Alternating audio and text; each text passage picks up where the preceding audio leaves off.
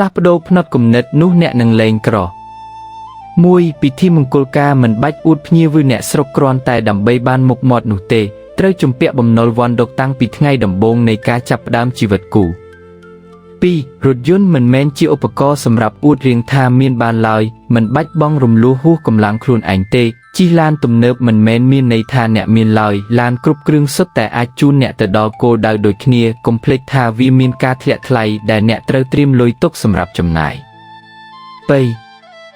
លំនៅឋានមិនបាច់ទិញហួសសមត្ថភាពមិនបាច់ទិញផ្ទះធំស្កឹមស្កៃពេកទេអ្នកអាចនឹងត្រូវបង់ការប្រាក់ឲ្យធនាគាររហូតដល់ហូរឈាមលានភ្នែកត្រឹមបង់រួចដោយមិនប៉ះពាល់ដល់ជីវភាពប្រចាំថ្ងៃគឺបានហើយព្រោះការបង់រំលោះរយៈពេលយូរអស់មួយជីវិតគឺប្រៀបដូចជាអ្នកជាប់គុកដោយមិនដឹងខ្លួន 4. កុំបញ្ជូនកូនទៅរៀនសាលាថ្លៃហួសពីលទ្ធភាពគ្រាន់តែដើម្បីមុខមាត់ក្នុងសង្គមតែចុងក្រោយត្រូវមកអង្គុយឈឺក្បាលខ្វះមុខខ្វះក្រោយ 5. បុណ្យទានឬបុណ្យសពមិនបាច់រៀបចំធំដុំពេករហូតដល់ត្រូវបង្កើតបំណុលគ្រាន់តែដើម្បីទទួលបានការសរសើរនោះទេ 6. ឈប់ទម្លាប់ធ្វើជាអ្នកអួតរៀងចូលចិត្តប៉ាវគេកុំធ្វើខ្លួនជាទូអែតចល័ត 7. ជីវិតមិនបាច់ជាប់ជំពាក់នឹងរបស់ព្រេនទេយកលុយទៅសន្សំក្នុងមូលនិធិដើម្បីកសាងអនាគតដ៏រឹងមាំវិញល្អជាង 8. ឈប់រំពឹងថាកូននឹងចិញ្ចឹមយើងពេលចាស់ជរាវាមិនមែនជាវិធីគិតដែលត្រឹមត្រូវទេក្នុងយុគសម័យនេះដែលថាកូនត្រូវតែចិញ្ចឹមយើងពេលចាស់ទៅនោះ 9. ដើរលេងតាមលទ្ធភាពលុយក្នុងហោប៉ៅមិនមែនដើរលេងតាមកាតក្រេឌីតដែលមានក្នុងកាបូបឬតាមចរន្តសង្គមគ្រាន់តែដើម្បីយកទៅបង្ហោះអួតគេលើបណ្ដាញសង្គមហើយចុងក្រោយត្រូវមកអង្គុយរងទុក្ខដោះបំណុលកាតក្រេឌីតវ៉ាន់នោះទេ 10. កិត្តិយសពេលខ្លះស៊ីមិនកើតទេតែការពិតគឺការគ្មានបំណុលនិងមានប្រាក់សន្សំក្នុងកណីដោយមិនចាំបាច់អួតនរណាទើបជាមោទនភាពនិងភាពរឹងមាំពិតប្រាកដមិនមែនមានតែសម្បកក្រៅតែខាងក្នុងប្រហោងធ្លុងនោះទេ 11. កុំឃើញដំរីជុះតាមដំរីកែប្រែចំណងឬការធ្វើតាមគេគ្រាន់តែខ្លាចគេថាខ្លួនក៏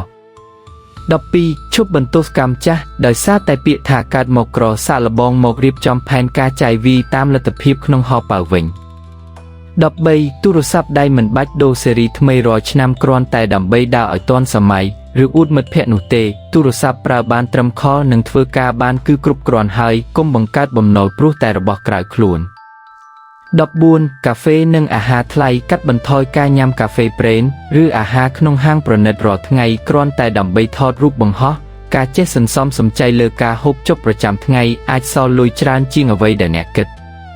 15. ឆ្នោតនិងល្បែងស៊ីសង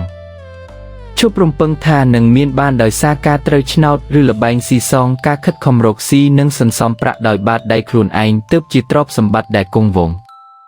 15. ការធានាបំណុលរាឲ្យគេខ្ចីលុយត្រូវចេះបដិសេធកុំចេះតែអាណិតគេរហូតហ៊ានធានាបំណុលឲ្យគេរាឲ្យគេខ្ចីលុយទាំងដែលខ្លួនឯងក៏មិនសូវមានចុងក្រោយអ្នកអាចនឹងបាត់បង់ទាំងលុយនិងមិត្តភាព 17. ប្រាក់បម្រុងគ្រាអាសន្នកុំចាយលុយអស់ពីខ្លួនត្រូវតែមានប្រាក់សន្សំបម្រុងទុកសម្រាប់ពេលមានជំងឺឈឺថ្កាត់ឬបាត់បង់ការងារវាជួយសង្គ្រោះអ្នកមិនឲ្យធ្លាក់ទៅក្នុងបំណុលការប្រាក់ខ្ពស់ 18. ការវិនិយោគលើខ្លួនឯងយកលុយនិងពេលវេលាទៅរៀនជំនាញថ្មីជាងយកទៅទិញរបស់របរដែលឆាប់ធ្លាក់ថ្លៃចំណេះដឹងគឺជាទ្រព្យដែលគ្មាននរណាអាចលួចយកពីអ្នកបានឡើយផ្លាស់ប្ដូរផ្នត់គំនិតអំពីការឲ្យតម្លៃនោះអ្នកនឹងមានសេចក្តីសុខក្នុងការរស់នៅ